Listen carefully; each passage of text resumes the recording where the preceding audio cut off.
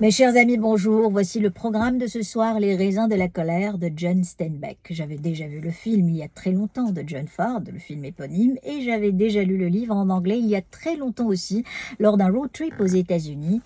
Je l'avais trouvé dans une petite bibliothèque à Montgomery, dans l'Alabama. Je devais aller à Memphis, dans le Tennessee, et il m'a accompagné durant ce trajet en le rendant tellement délicieux. Et le trajet a rendu le livre tellement vivant, puisqu'il se déroulait, l'intrigue du livre se passe dans l'Oklahoma. L'Oklahoma, c'est le Midwest. Le Tennessee, l'Alabama, c'est le Midwest aussi. Alors, c'est Les raisins de la colère est une épopée universelle de tous les laissés pour compte du capitalisme. Et il clôt le cycle social de John Steinbeck, dont Des souris et des hommes est l'une des œuvres majeures. Je vous en avais déjà parlé. Vous allez pouvoir trouver la vidéo sur ma page.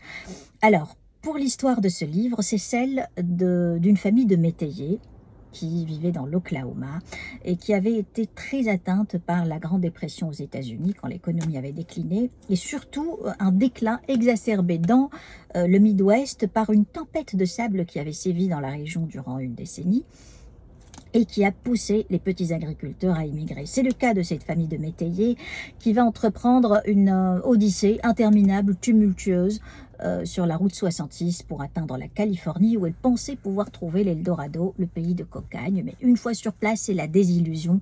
Elle va devoir vivoter dans des camps de réfugiés où il n'y a qu'exploitation et misère absolue.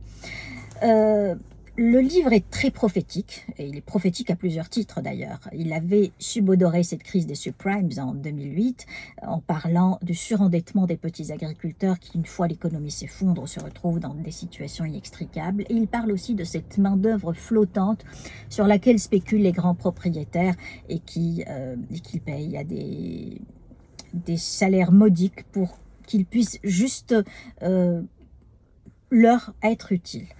Le livre est souvent comparé à Germinal d'Émile Zola ou au Peuple de l'abîme de John London pour son côté très réaliste, pour son style ardu, rugueux même, un style parfois même très truculent, très dur à l'image de ce qu'a subi cette famille, de son destin très, très tourmenté.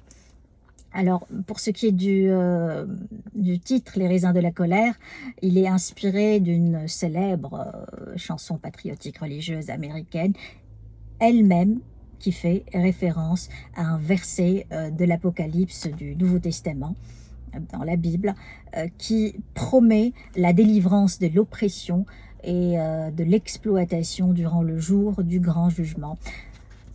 La religion demeure la panacée universelle des laissés pour compte. Voilà, très bonne lecture à tous.